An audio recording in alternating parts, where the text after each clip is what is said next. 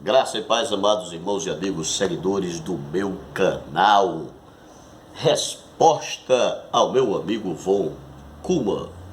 Antes de entrar no vídeo, de entrar nos detalhes, quero justificar a minha voz se por um acaso eu chegar a tossir. Eu estou com uma virose violenta. Se você ouvir alguma tosse ou coisa do gênero, a minha esposa que está gravando no celular também está com essa tal de virose. E, portanto, nos desculpem já de antemão, tá bom? Dê o seu like, compartilhe, divulgue o canal, divulgue o vídeo e vamos que vamos.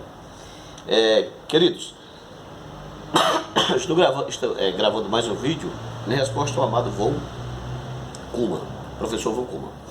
Antes de mais nada, quero que fique claro que não tenho nada contra o Von Kuma, muito pelo contrário, é meu amigo, sei de suas habilidades, sei de sua capacidade como exegeta, como professor, um exímio mestre, tem o meu respeito e a minha admiração, mas eu não posso deixar passar de largo uma oportunidade de expor a verdade do Evangelho, que, dentre esta verdade, o combate ao calvinismo está incluído. Não tenho nada contra os calvinistas, tá? Eu tenho contra o calvinismo, mas não contra os calvinistas. Tenho calvinistas, amigos meus, por sinal, homens que debatemos juntos. Eu poderia citar o meu amigo Francisco Tourinho, estou aqui com o livro dele, tive alguns debates com ele, é um homem preparado, é um amigo, é um homem ético, um calvinista preparado. E tivemos uns 2 debates, meu amigo está aqui o livro dele, Calvinismo Explicado. Aconselho você que está iniciando no calvinismo e você que já é calvinista há muito tempo e que esqueceu alguns termos técnicos, aqui você vai encontrar o que você precisa. Ô Torinho, depois a gente fala aí dessa propaganda, viu? Eliakim, o Alisson do grupo Teologia, alguma coisa, debate teológico, é também um grande amigo, um homem preparado. Então, dentre outros, o Von Kuma, tenho muitos amigos calvinistas, então não tenho nada contra os calvinistas. Agora, contra o calvinismo eu tenho tudo. Por quê? Porque eu tenho a Bíblia, tá certo? Eu tenho a Bíblia. Então, neste vídeo também, eu estarei ratificando a minha exegese de Atos 13:48 no meu primeiro vídeo, e nessa ratificação será esclarecido algo que eu comentei, e o professor Euler também no meu primeiro vídeo, sobre o aspecto continuado dessa ordenação, desse chamamento, dessa predestinação, que talvez faltou troca de informação ou coisa do gênero. Como eu coloquei no meu vídeo, eu estou certo e o amado professor Euler não está errado. E vocês vão entender o porquê, tá bom? Professor Euler, grande mestre, este eu conheço mais de perto, sei de seu talento, o seu seminário Elohim é um seminário recomendado. Você que quiser aprender grego, aprenda com o professor Euler, aprenda também comigo, tá? www.net.com,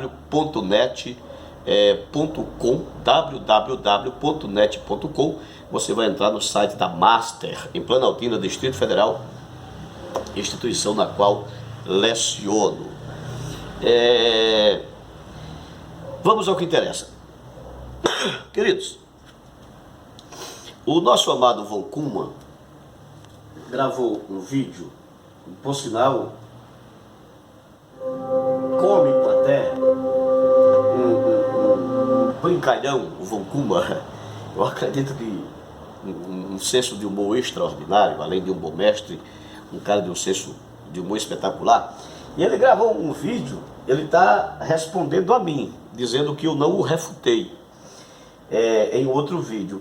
Olha o vídeo, o professor Ferreira me refutou, aqui jaz o professor Ferreira. E eu gostei da brincadeira. E só que eu falei para ele que eu vou abrir esse caixão. Eu vou abrir agora. E quando esse caixão for aberto, não vai ser o professor Ferreira que vai ser encontrado ali. Provavelmente seja alguém que não eu. Vamos ver, vamos dar sequência.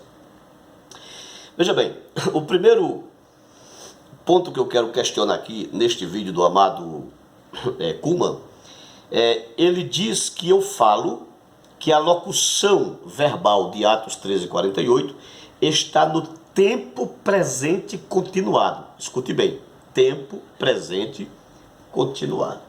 Ele diz isso aos 2 minutos do seu vídeo. Vamos lá? Vamos ver se realmente ele diz isso. Vamos lá. Aqui. Mesmo os 2 verbos estando no pretérito, a meu ver, é muito estranho. Inclusive, até no grego. Volta aqui um pouquinho, tá? José Ferreira se auto-refutou. Aqui, ó, vamos lá. Ok? Dizer que a locução de Atos 13:48 está no tempo presente e contínuo, mesmo os 2 verbos estando no pretérito, a meu ver, é muito estranho. Observe, ele está dizendo que eu falei que a locução verbal de Atos 13:48 está no tempo presente contínuo. Não falei isso. Eu falo de aspecto do imperfectum. É disso que eu falo. Eu vou confirmar isso e explicar o porquê. Mas não de tempo. Talvez o amado... E detalhe, eu ainda uso o imperfeito, né? Eu uso o imperfeito. Nem é o presente propriamente dito.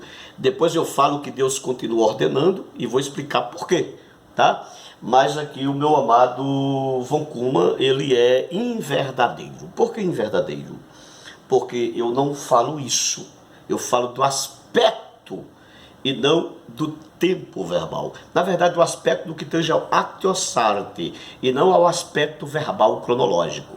Tem que se distinguir aspecto de actiosarte. E nós vamos fazer isso com muita clareza. Se você tiver humildade, você, digo, não o von Kuhlmann, mas qualquer pessoa interessada em aprender o grego. Fica sentado aí comigo, o vídeo vai ser um pouco longo, mas você vai ter, acredito que, uma boa aula de língua grega. Então, querido, talvez o von Kuhlmann tenha colocado isso por não entender a diferença entre actiosarte e aspecto. Ou ele entenda, mas passou desapercebido. Mas eu não falo que Atos 13:48 está no tempo verbal perfeito contínuo. Não. Eu falo de aspecto do imperfeito. Que seria o mesmo aspecto do presente, o imperfeito? Sim, seria. Mas estou falando de aspecto. Detalhe, aspecto actiosartial e não o aspecto propriamente dito. Eu vou explicar isso mais à frente, tá bom? Mas primeiro erro, primeiro ponto, o von Kuhlmann, ele falta com a verdade aqui. Eu gosto muito que as pessoas, quando forem questionar-me, e todas podem fazê-lo, o façam transcrevendo o que eu falei de fato e de verdade, para que não coloque palavras na minha boca, porque se assim o fizer, eu vou chegar, vou mostrar o que falei e a pessoa vai cair no campo da inverdade. Então, primeira falha do meu amigo von Kuhlmann. Segundo, eu estou aqui com um esboçozinho aqui na minha agenda. Segundo, ele diz que o verbo principal está no particípio, gerúndio e infinitivo, aos 2 minutos e 35 segundos do seu vídeo. Ele vai dizer que o verbo principal nesta locução em português está no gerúndio, no particípio e no infinitivo, isto é, em sua forma nominal. Escute. Em português, locução verbal é um encontro de 2 ou mais verbos. Certo. Na gramática da língua portuguesa, teremos o verbo auxiliar mais o principal, que pode estar no particípio, gerúndio, infinitivo, tarará, tarará. Exemplo. Como você viu, ele vai dizer que o verbo principal pode estar no gerúndio, no particípio e tarará, tarará, tarará. Só que o amado Kuhlmann vem dizer isso agora, nesse seu segundo vídeo, depois que eu corrijo ele no seu primeiro vídeo. Detalhe, estou falando de português. Observe o que eu coloco no meu vídeo quando estou refutando o Kuhlmann, em português, em português. Vocês vão já entender porquê da minha ênfase, tanto no meu segundo vídeo, como neste vídeo agora. Então o Kuhlmann está dizendo que o verbo principal pode estar em português no imperfeito, no gerúndio ou no particípio. Mas ele diz isso porque aprendeu comigo. Mas não foi isso que ele falou no seu primeiro vídeo. Olha o que está aqui no primeiro vídeo do mestre Kuhlmann. Vamos ver aqui. aos 2 minutos, aos 5 minutos do primeiro vídeo do mestre Kuma. Vamos pegar. Por Deus, para que eles pudessem receber a vida. Quando temos 2 ou mais verbos na mesma oração. Está na primeira pessoa do presente indicativo. Ok? Olha o que ele vai falar, esse é o primeiro vídeo dele. Primeiro vídeo. Primeira pessoa, segunda pessoa. Escute. Né? Singular, plural, eu, tu, eles, nós, vós, eles. Ok. Até aqui todo mundo entendeu. Quando na construção frasal temos um imperfeito mais um perfeito, o imperfeito será o verbo principal. É o imperfeito o verbo subordinado. Isso daqui é uma regra de locução verbal, tanto no grego quanto no português. Você escutou? Ele vai dizer que quando... Ok. Aqui. Quando na construção frasal temos um imperfeito mais um perfeito, o imperfeito será o verbo principal. É o que ele está dizendo aqui nesse vídeo. Mas já no novo vídeo dele que ele gravou ontem, ele já diz, e ele diz que isso aqui tanto em grego como em português. Mas no vídeo que ele gravou ontem, ele já diz que o verbo principal está no gerúndio, no particípio ou no infinitivo. Por que ele diz isso? Porque ele mudou de ideia. Você está vendo que ele mudou de ideia? Que ele mudou de argumento? Ele mudou porque ele aprendeu com o professor Ferreira, que ele disse que está no caixão. Vamos ver quem está nesse caixão. Eu vou abrir o caixão. Vamos abrir o caixão, mestre Kuma. Abrindo o caixão. Vamos lá. Veja o meu, aos 4 minutos. O verbo principal, perifrástica, você pode, que se tem um imperfeito e um particípio perfeito. Aqui, ó. O que nos diz o Mesquita... Olha, eu refutando aquele vídeo dele. Em relação à construção perifrástica e ao verbo auxiliar. Página 279. Gramática do Mesquita. Kuma diz que tanto no grego como em português, numa construção frasal, que o imperfeito, que se tem um imperfeito e um particípio perfeito, o imperfeito será o verbo principal e o perfeito o verbo subordinado. Isto tanto em grego como em português, segundo o Kuma. Roberto Mesquita, Gramática da Língua Portuguesa, Saraiva, página 279. Eu tenho aqui locução verbal perifrástica. Você pode congelar a imagem aí e conferir o que eu vou ler agora. Abre aspas. A expressão verbal formada por um verbo auxiliar mais o verbo principal nas formas nominais é dado o nome de locução verbal ou perífrase verbal.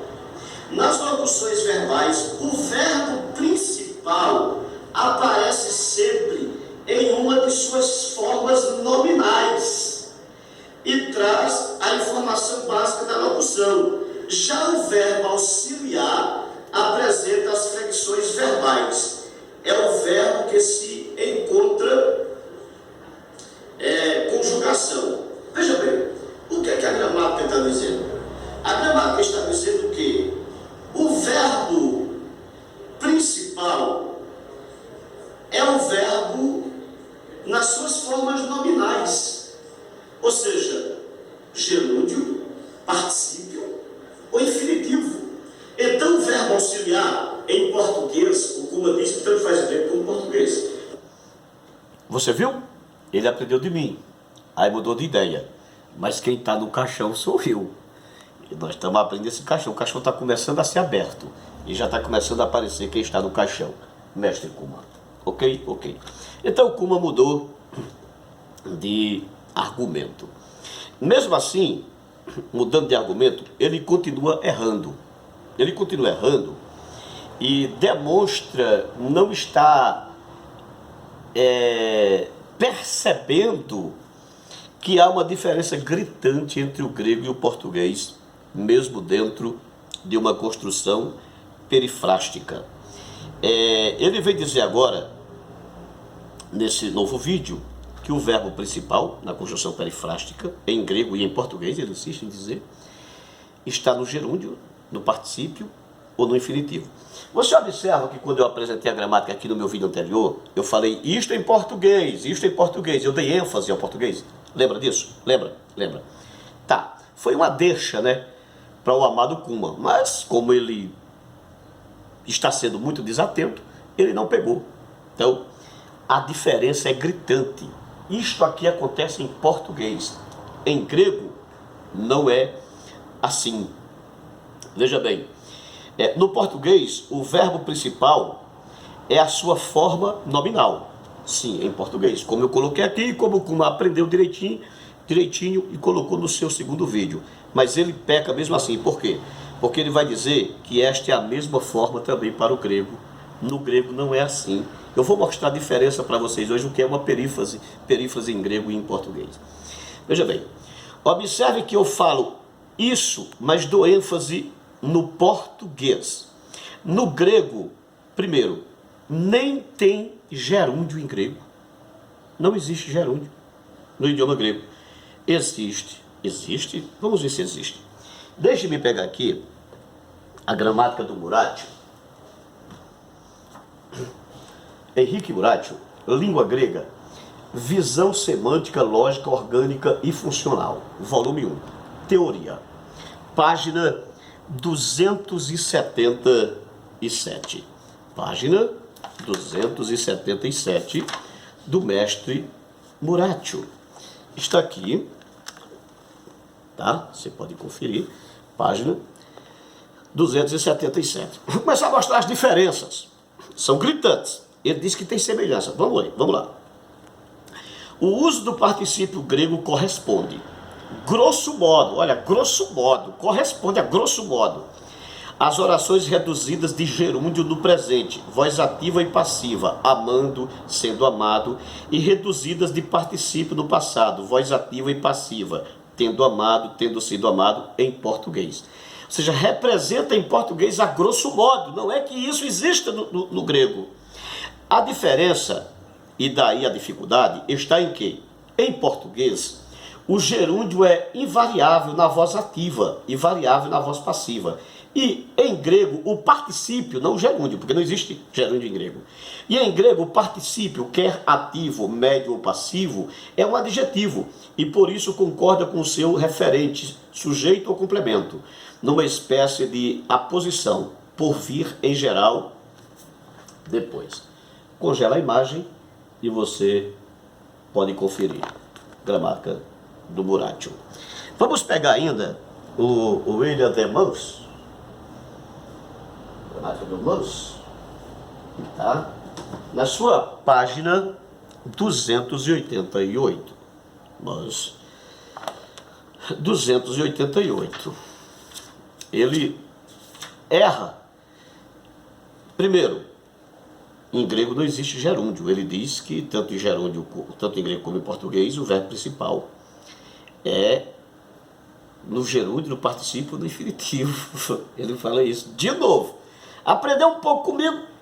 Eu dei a deixa, eu falei lá no meu vídeo. Gente, isso em português, mas ele mesmo assim não atentou.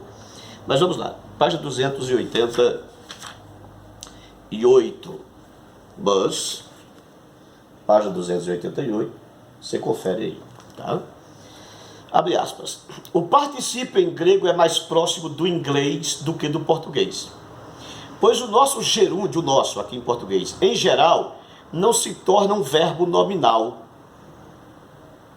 Em vez de dizermos o fazente, o olhante ou o soltante, dizemos ou aquele que faz, ou aquele que olha, ou aquele que solta. Mas no inglês é possível transformar quase todos os verbos em nominais usando o gerúndio. O grego, apesar de não existir gerúndio,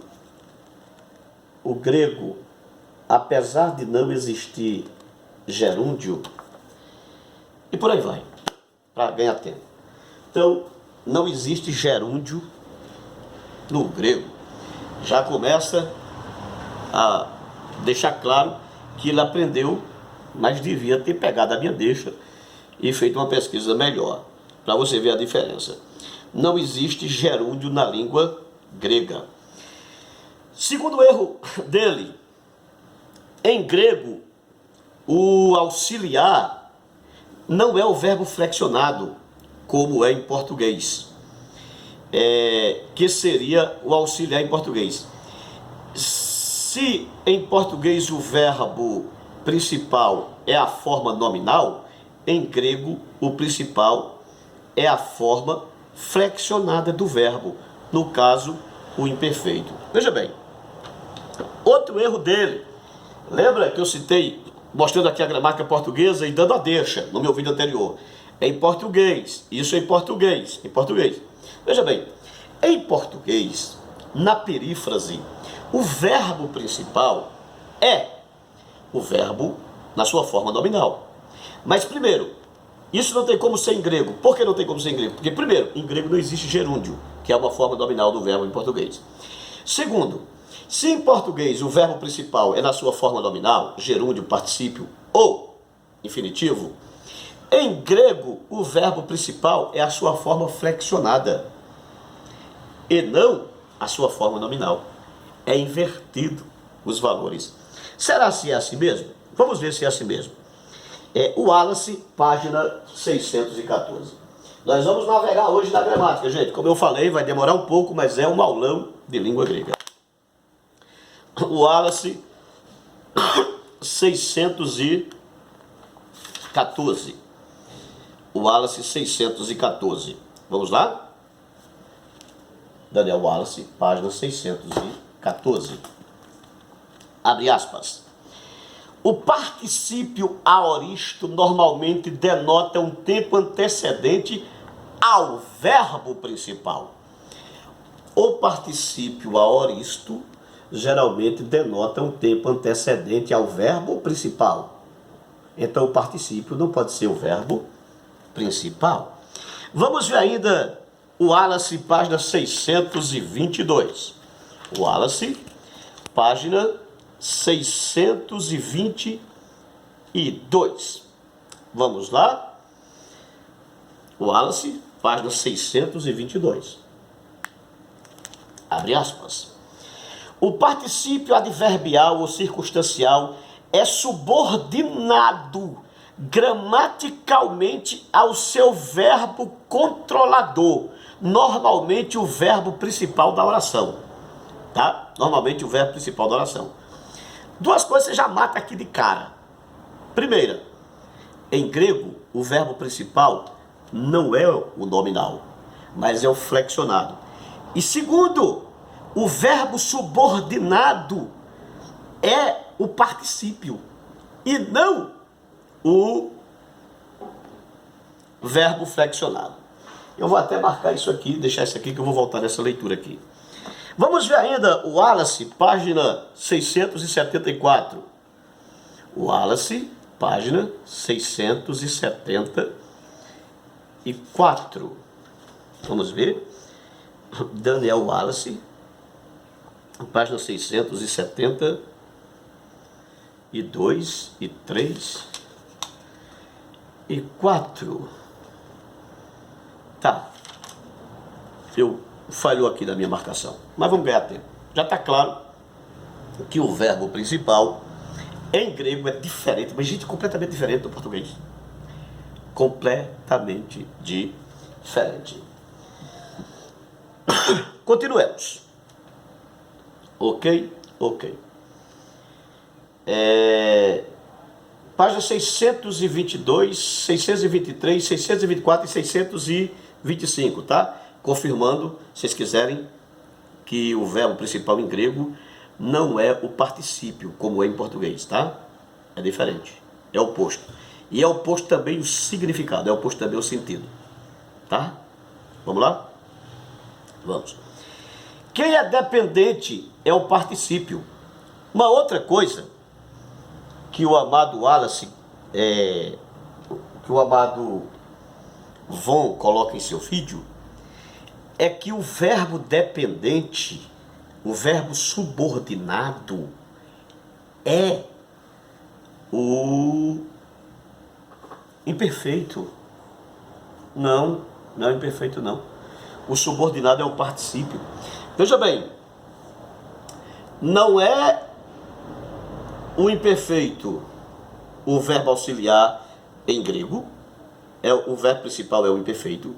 E segundo, o subordinado é o particípio. Observe na minha...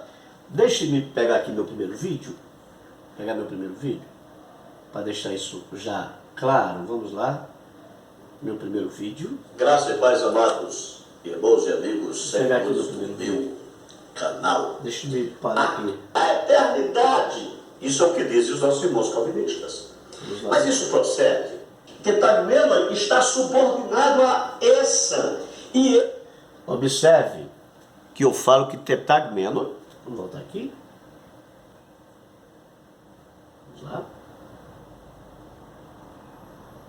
Vamos lá. porque é dele que se refere a estrutura da oração. Só que esse verbo principal, dentro dessa locução verbal, ele sofre alteração pelo verbo auxiliar. Aqui está o verbo auxiliar. Verbo auxiliar, isso é locução verbal. Portanto, tetagmena está subordinado a essa. E Observe, eu falo que tetagmena está subordinado a essa. Quem está subordinado? Essa ou tetagmena? Tetagmena. Eu cometo um dislexo aqui, e todo mundo que me conhece sabe que eu cometo esses dislexos, eu cometo em casa. Eu vou chamar a minha pretinha, minha esposa, chamo outro nome, vou chamar o meu filho, chamo outro nome, eu vou citar um autor, cito outra pessoa. A mente, isso é dislexo. A mente faz uma leitura e o subconsciente libera outra coisa, isso é normal. Então eu falo aqui que esse é o verbo auxiliar, eu cometo esse dislexo. Mas dá para perceber que é dislexo? Dá para perceber que é dislexo. Por quê? Porque eu mostro quem é subordinado. Quem é subordinado é tetagmenoi. Tetagmenoi. Ok? Ok. Então, vamos ver quem é subordinado. O Wallace, página 614. Daniel Wallace, página 614. Vamos lá. Daniel Wallace, página 614. O tempo da natureza verbal do particípio requer cuidadosa consideração. Em geral, os tempos se comportam da mesma forma que no indicativo. A única diferença é que agora o ponto de referência é o verbo principal, não o emissor. Quem é o verbo principal? O verbo principal é o verbo flexionado. O verbo principal é essa e não tetagmenoi. Essa é verbo auxiliar em português. Lembra da minha ênfase lá no vídeo? Em português. Em português. Mas em grego é verbo principal. Aqui houve um dislexo. Mas se você acompanhar, qualquer pessoa honesta que acompanhar todo o desenvolvimento do meu primeiro vídeo, do segundo vídeo, vai ver que essa é auxiliar em português. Mas em grego ele é o principal. Ok? Ok. Continuando. Porque o propósito da forma verbal às vezes é revelado depois do tempo do verbo principal. Nesse caso, o